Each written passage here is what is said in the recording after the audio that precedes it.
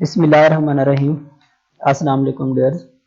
Distributed database system के साथ मैं हूं आपका टीचर मोहम्मद अमीर। आज लेक्चर नंबर 5 में हम लोग डिस्कस करेंगे करेक्टनेस रूल ऑफ फ्रेगमेंटेशंस। आज के टॉपिक्स के हमारे कंटेंट्स हैं why we need verify correctness rules of fragmentations, और उसके बाद 3 जो करेक्टनेस रूल्स हैं कंप्लीटनेस, रिकंस्ट्रक्शन और डिस्जॉइंटेडनेस, इन तीनों के बारे में डिस्कस करते हैं। सबसे पहले हम लोग देखते हैं कि आया पर्पस क्या है। Fragmentation is the major concept in distributed database. हमें पता है कि जो फ्रेगमेंटेशन है वो डिस्ट्रीब्यूटेड डेटाबेस के अंदर एक बड़ा मेजर कंसेप्ट है। इससे पहले प्रीवियस लेक्चर के अंदर हमने डिस्कस किया था आया फ्रेगमेंटेशंस क्या होती हैं। बेसिकली डेटाबेस या टेबल्स को डिफरेंट पार्ट्स में डिवाइड करने का नेम फ्रेगमेंटेशंस है। वो जो डिवीजन है, वो जो फ्रेगमेंटेशन है, वो आपकी हॉरिजॉन्टली भी होती है, वर्टिकल्स भी होती हैं और आपकी हाइब्रिड भी होती है। लेकिन करेक्टनेस रूल्स का उनके साथ क्या ताल्लुक है? आफ्टर फ्रेगमेंटेशन यानी फ्रेगमेंटेशन करने के बाद इस चीज की तस्दीक करना, इस चीज को वेरीफाई करना क्या आया आपकी उस डाटा की, उस टेबल की फ्रेगमेंटेशन सही तरह से हुई है, क्या आया फ्रेगमेंटेशन के दौरान आपका डाटा लॉस तो नहीं हुआ, या उस फ्रेगमेंटेशन का बेसिकली क्या पर्पस है, वो करेक्टनेस रूल ही वाजे करेंगे। सबसे पहले हम लोग जो पर्पस है बेसिक, इस बात को भी निशानदही करेगा कि why we perform the fragmentation process, as a result we expect the following as outcomes। कि जब हम लोग फ्रेगमेंटेशन करते हैं उसके बाद क्या हमें ये वाले रिजल्ट मिले हैं? क्या कौन से रिजल्ट हैं? We should not lose data because of fragmentations, कि फ्रेगमेंटेशन की वजह से हमारा डाटा आया लॉस तो नहीं हुआ। We should not get redundant data because of fragmentations, क्या फ्रेगमेंटेशन के बाद हमारे डाटा की जो डुप्लीकेशन तो नहीं होगी, क्या आया हमारा डाटा कंसिस्टेंट फॉर्म में है या नहीं है, इसको चेक करने के लिए बेसिकली करेक्टनेस रूल को अप्लाई किया जाता है ताकि हमारा डाटा बिल्कुल सही तरह से फ्रेगमेंटेशन हुई है। उन तीनों रूल्स में सबसे पहले हम लोग डिस्कस करते हैं कंप्लीटनेस। कंप्लीटनेस क्या चीज होती है? To ensure that there is no loss of data due to fragmentation, इस बात की तस्दीक करना कि आपका डाटा फ्रेगमेंटेशन में लॉस नहीं हुआ। Completeness property ensure this by checking whether all the records which were part of a table before fragmentations are found in at least one of the fragments after fragmentation। Completeness rules के अंदर basically इस चीज की तस्दीक या check किया जाता है कि फ्रेगमेंटेशन से पहले उस टेबल या उस डेटाबेस का कोई पार्ट फ्रेगमेंटेशन के बाद कम से कम किसी एक फ्रेगमेंटेशन या एक फ्रेगमेंट पार्ट में वो जरूर मौजूद होना चाहिए।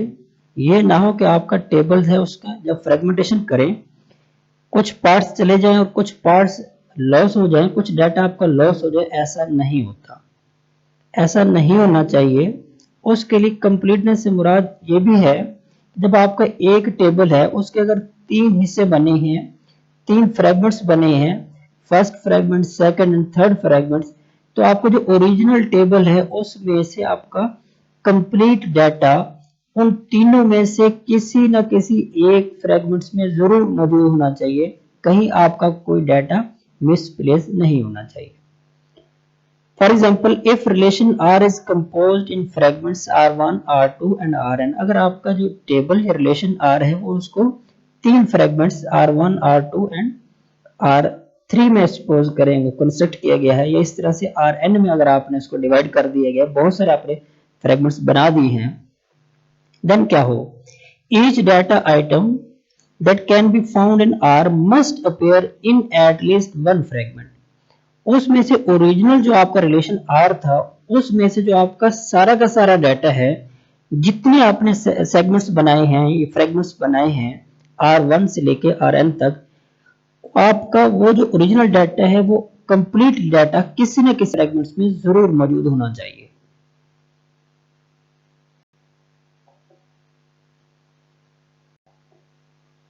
सेकंड है रिकंस्ट्रक्शंस।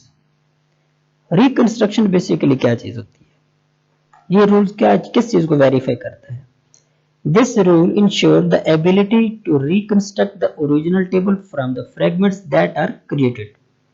रिकंस्ट्रक्शन का मतलब है आपने जब ओरिजिनल टेबल से, ओरिजिनल रिलेशन से मुख्तलिफ फ्रेगमेंट्स बनाए हैं, तो वो जो फ्रेगमेंट्स आपने बनाए हैं, अगर आपको जरूरत पड़े उन फ्रेगमेंट से आपने ओरिजिनल जो टेबल है उसको दोबारा से रिकंस्ट्रक्ट भी कर सके। सपोज करें आपके पास एक टेबल है आर से आपने उसके फ्रेगमेंट्स 3 बना दिए हैं, R1, R2, R3। आर से आपने R1, R2, R3 जो बनाए हैं, इससे R1, R2 और R3 क्या दोबारा भी R रिलेशन बना सकते हैं? इसको बनाना चाहिए। ये फ्रेगमेंट्स का रूल्स है कि जब आप किसी भी ओरिजिनल डाटा को किसी फर्दर सेगमेंट्स में डिवाइड करते हैं, तो ये भी प्रॉपर्टी होनी चाहिए कि उन फर्दर फ्रेगमेंट्स में डिवाइड किया हुआ डाटा दोबारा से ओरिजिनल डाटा भी आपका बन सके। This rule is to check whether the functional dependency are preserved और नॉट। प्रिजर्व्ड और नॉट इसका मतलब है कि आप एक स्टेज से सेकंड स्टेज में जाते हैं, तो आप सेकंड स्टेज से दोबारा से फर्स्ट स्टेज में भी आ सकते हैं। For example, if a table R is partitioned into fragments R1, R2 and so on Rn, then the reconstructions insists the following. वो क्या होने चाहिए? R is equal to R1 union R2 union so on and union Rn। कि आपने जितने भी fragments बनाए हैं उन सबको अगर आप लोग क्या करें, मर्ज करें या उनका यूनियन लें, तो आपका ओरिजिनल टेबल आर जरूर बनना चाहिए। ये रिकंस्ट्रक्शन के रूल में आता है।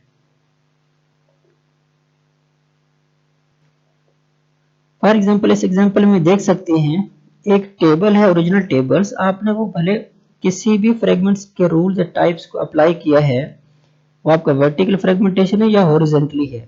अगर उससे फर्दर 2 सेगमेंट्स या फ्रेगमेंट्स बने हैं या 3 फ्रेगमेंट्स बने हैं, 4 फ्रेगमेंट्स बने हैं, तो उन फ्रेगमेंट्स को अगर आपने रिकंस्ट्रक्ट करना तो आपका ओरिजिनल टेबल भी बनना चाहिए। Must be possible to define a relational operation that will reconstruct R from the fragments. मुख्तलिफ फ्रेगमेंट से आपका ओरिजिनल टेबल या ओरिजिनल जो फ्रेगमेंट है वो भी जरूर रिकंस्ट्रक्ट होना चाहिए।